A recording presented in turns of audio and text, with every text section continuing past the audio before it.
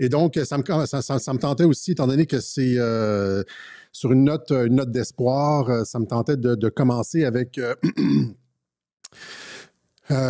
certains des messages de Q. Vous savez, depuis l'élection de Trump, on a eu beaucoup de personnes qui apparemment étaient dans notre camp, qui ont comme changé de côté, ce qu'on appelle les Black Pills, etc. Mais je ne veux pas revenir là-dessus, je ne veux pas revenir, qui sont beaucoup dans l'effet nocebo, c'est-à-dire non, c'est tous les mêmes, etc.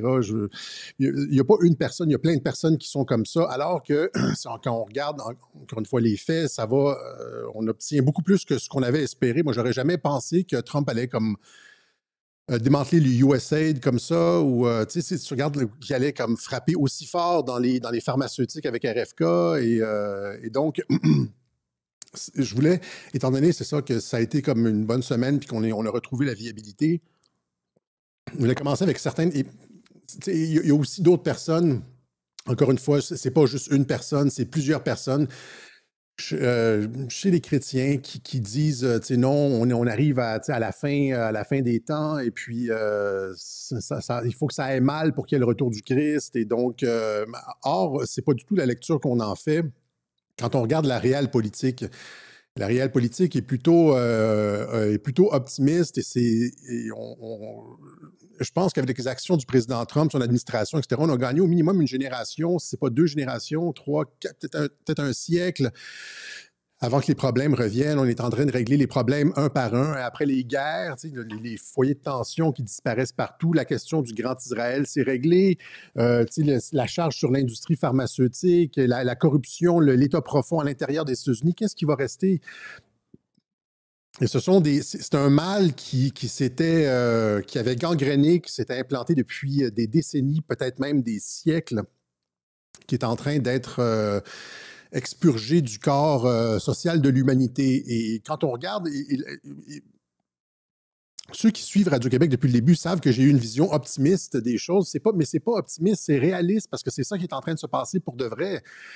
Et donc, quand on regarde ce qui se passe maintenant, on se rend compte qu'on avait raison d'être optimiste. Puis mais c'est une habitude de chez l'humain d'être très, très, très craintif et de ne pas faire confiance. Et d'une certaine façon, c'est pas nécessairement mauvais. Donc, je ne vais pas jeter la pierre. Je ne vais pas tous ceux qui disent que ça va mal, que ça ira pas mieux, que même si ça a l'air que ça va bien, ça va quand même aller mal par la suite.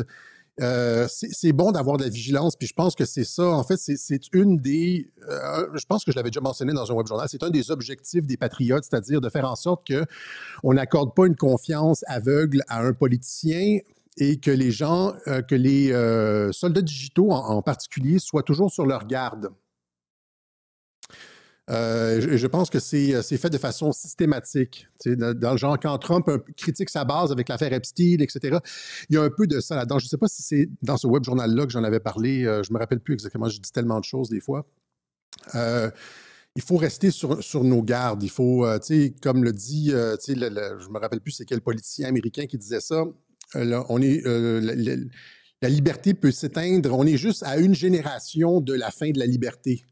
Et chaque génération doit renouveler sa vigilance pour défendre la liberté. Hein? Et on était rendu en 2015, avant que Trump se présente, à un moment où la liberté est en train... C'est pas juste la liberté, hein, c'est comme c'est ce qui est d'humain dans l'humanité est en train de s'éteindre. On était en train de rentrer dans une zone, une ère de contrôle.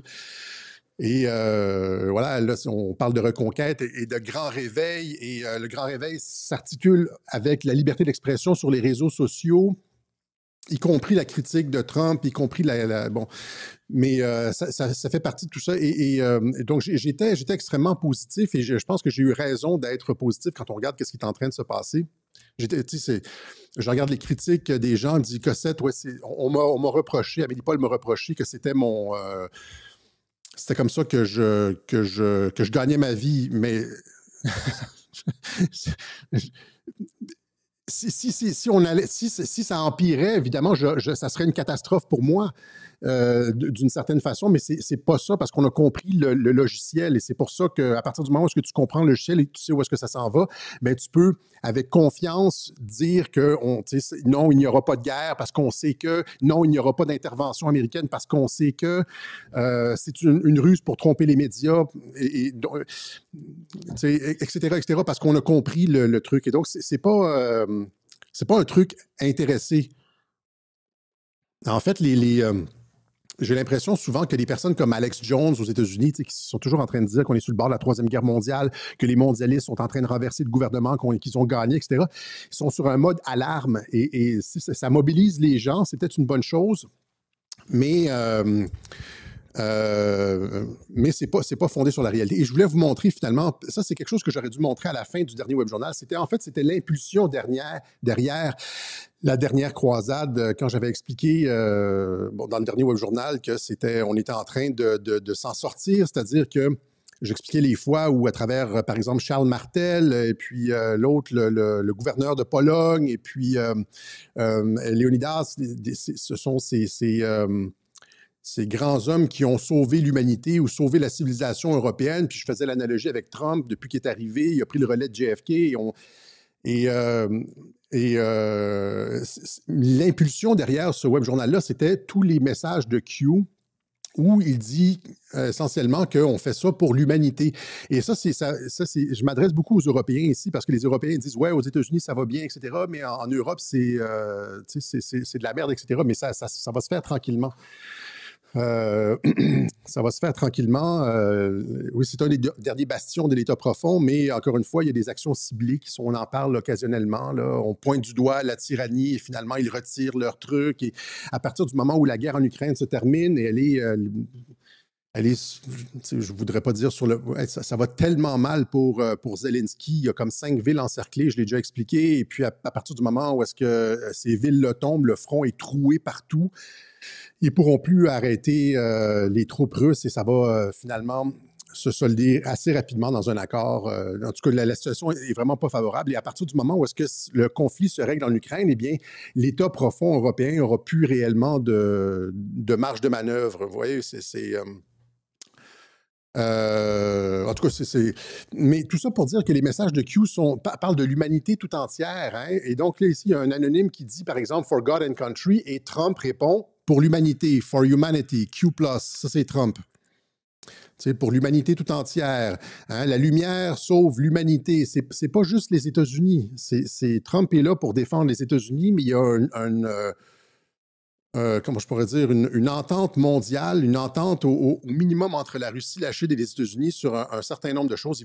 Ils vont évidemment avoir des conflits d'intérêts sur le commerce, des trucs comme ça, la vente de pétrole à l'Europe ou la vente de missiles Tomahawk. C'est encore une fois, il ne faut pas être un mulot de l'info, mais quand tu regardes l'ensemble de la sphère géopolitique, l'humanité est en train de s'en sortir. Donc, encore une fois, il le dit pour l'humanité, pour l'humanité. On voit ça dans beaucoup de messages de Q. Pour l'humanité, réveillez-vous et apprenez. Pour l'humanité, hein? Busy saving humanity. On est en train de sauver l'humanité. Parce que si les États-Unis, encore une fois, si les États-Unis tombaient, eh bien, le reste de l'humanité n'aurait pas eu de chance parce que, comme le disent à juste titre beaucoup des analystes européens, beaucoup des problèmes liés à l'État profond, liés à, comment je pourrais dire, aux tentatives de déstabilisation de la planète, le fait que plusieurs foyers de tension aient été allumés à gauche et à droite, puis des révolutions partout, puis la guerre, puis tout ça, ça vient des États-Unis, les pharmaceutiques et tout ça, ça vient des États-Unis. Et donc, en analysant qu'est-ce qui se passe aux États-Unis, et en réglant le problème aux États-Unis, on règle beaucoup des problèmes de l'humanité. Et c'est pour ça que c'est intéressant de regarder ce qui se passe aux États-Unis parce que ça règle beaucoup, étant donné qu'ils sont la cause de beaucoup des problèmes de l'humanité. En réglant les problèmes aux États-Unis, on règle beaucoup des problèmes de l'humanité. Et ça, comme je l'ai répété à Géopolitique Profonde, et je le voyais encore sur certains tweets d'analystes européens avec le Venezuela, etc., ils ne comprennent pas qu'est-ce qui a changé avec Trump. Et ils sont toujours sur une logique impérialiste. Or, quand on parle ici de sauver l'humanité, on n'est pas sur une logique impérialiste, surtout que Tulsi Gabbard et tout ça, on dit on n'est plus dans la business de changement de régime. Trump n'a jamais été dans la business du changement de régime. y compris avec Maduro au Venezuela. Cependant, il peut mettre de la pression. Tu sais. Si Maduro envoie des tonnes et des tonnes et des tonnes de cocaïne, de drogue aux États-Unis, ben c'est normal de se défendre. Tu ne peux pas juste dire, tu sais, nous resterons les bras croisés parce que nous sommes pour la paix. Ça ne fonctionne pas. Si un pays t'attaque avec de la drogue et des trucs comme ça, c'est juste normal de répondre. Mais et de mettre de la pression. Mais tout ça pour dire, c'est ça que c'est, tu vois, for God, humanity, l'humanité, etc. C'est l'humanité est bonne et c'est là-dessus que j'aurais dû commencer le dernier web journal, la dernière croisade, et aussi donc faites confiance à l'humanité. Il le répète aussi dans plein de posts.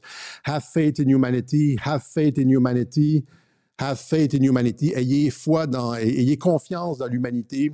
Gardez la foi, ayez confiance dans l'humanité. L'humanité est bonne.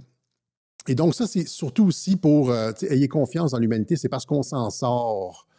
À partir du moment où est-ce qu'ils ont pris le contrôle de l'exécutif, que Trump est rentré en 2016, c'est juste tirer sur le fil d'Ariane et tranquillement, pas vite, tout le tricot va se... tirer sur le fil d'Ariane, c'est pas exactement ça, mais finalement, c'est tirer sur le fil et tout le tricot du mondialisme va se défaire. OK? Et donc, c'est pour ça qu'il dit « Ayez foi dans l'humanité, gardez confiance ». Et là, ici, il dit, le post 45-45, il dit « L'humanité est bonne, mais on ne doit jamais baisser notre vigilance, abaisser notre vigilance. » Hein? Il faut rester vigilant et donc c'est pour ça que ça prend des soldats digitaux. Et oui, il faut rester vigilant sur un certain nombre de choses, sauf qu'il ne faut pas être excessivement négatif. C'est ça aussi le truc, c'est-à-dire qu'il faut avoir les deux hémisphères du cerveau, il faut avoir un œil qui regarde d'une certaine façon, regarder les événements d'un œil critique et l'autre événement qui sait de toute... Mais aussi, il y a énormément de choses positives qui se passent et on s'en va vers le mieux. OK? On ne s'en va pas vers l'apocalypse, etc., etc. Donc, tout ça pour dire que ça va plutôt bien, ça va quand même très bien. Et comme je le disais, donc après les guerres et l'industrie pharmaceutique, les conflits réglés un petit peu partout dans le monde, et aussi le fait d'avoir cloué le trou dans le cercueil presque de l'industrie pharmaceutique avec tout ce qui sort devant le Congrès, les mesures du département de la santé, de RFK, etc., Trump